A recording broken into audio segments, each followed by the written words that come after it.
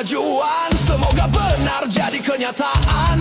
Namun di warung orang bertanya, kapan hidup terasa ringan?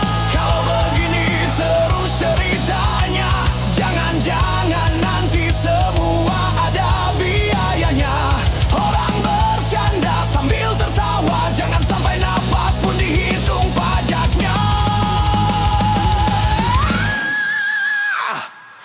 Siapa yang mendengar suara rakyat? Siapa yang melihat air mata? Kami hanya ingin hidup layak, bekerja tenang untuk keluarga.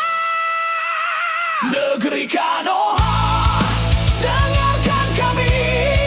Rakyat ingin hidup yang pasti, bukan sekadar bertahan hari demi hari. Negeri Kanoha, bangkitlah lagi.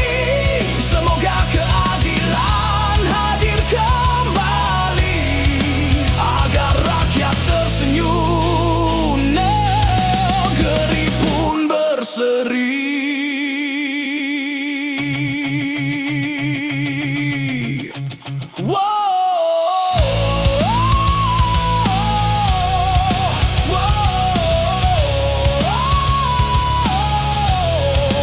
Negeri Kanoha,